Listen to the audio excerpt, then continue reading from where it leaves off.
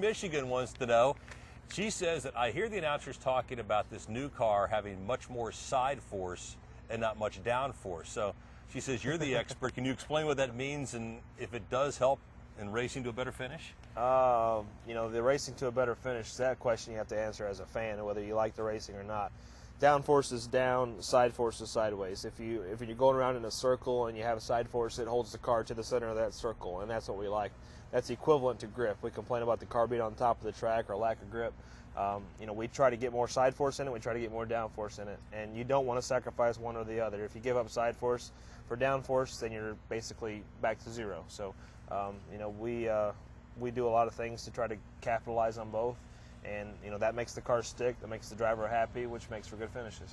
Are we still seeing a lot of aero push where you get out and start to pass somebody and your car loses its handling? It's not as much aero push now, I feel, as it is just pure lack of downforce, lack of aero. You know, having downforce on the car to make the whole car stick.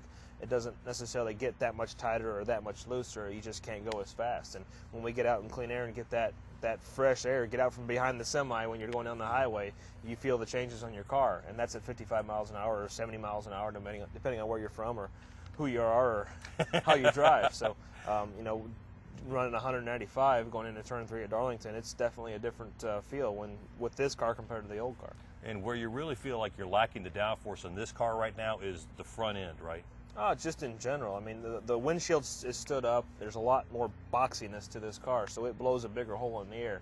It's the you know, it's the big semi in front of you instead of the little box truck. And you know, the little box truck doesn't make near the draft or the wake that big semi does. And you know, this car drives like that big semi, both in the way it drives and in the air that it pushes. What did we see at Talladega this year, which was kind of a phenomenon I don't think I'd ever seen there before, where you guys literally were able to, two cars, one could literally push the other guy to the front? Yeah, that's just pure aero and actually getting the cars hooked together. It's like, you know, two pieces. I don't even know how to explain it. You put two engines together with basically one car, and you have more horsepower, and you can you know, progress forward. The difference is the guy behind, he gets hot. His engine gets hot, and he has to back off and, you know, let his engine cool off at some point because you don't want to melt your engine down. And that's when the rest of the field's able to pull up to you. Well, that's when they catch back up, typically, yeah. It's just, you know, the car up front has that fresh air. The cars in the back, they don't need that. Talladega, they don't need that grip, so they have the benefit of the cars that are busting the hole in the air so that they can speed up and catch the guy up front. Yeah, it was wild watching. I can't imagine what it was like from inside the car. It was wild watching it as a fan. Well, it's nice to have that guy behind you when you're inside the car. Yeah, absolutely. We're going to Nelsonville, Ohio, and Derek's got a question.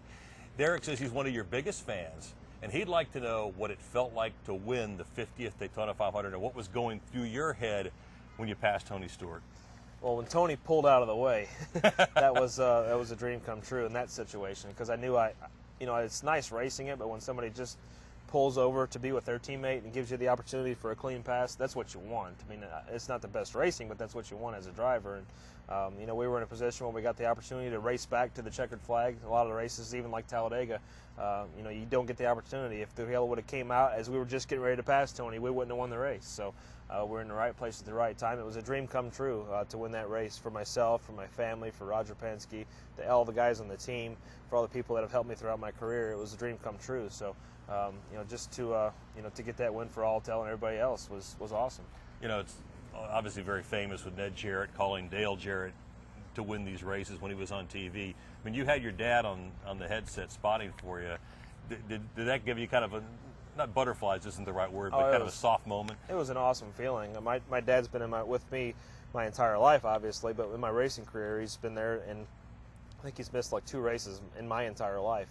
And that's huge because I've raced quite a few times. So to have him as my spotter, to have that eye in the sky that knows my personality and knows how I drive, knows where I'm probably going to stick my nose as far as my car goes that way, you know, those type of positionings, it's a great advantage. And to have him call me to the checkered flag and, you know, hear the pride in his voice, I told everybody I could hear a tear dropping in the, you know, over the radio. So it was a great day. Yeah, it was. It was cool to see all your family down there in Victory Lane as well.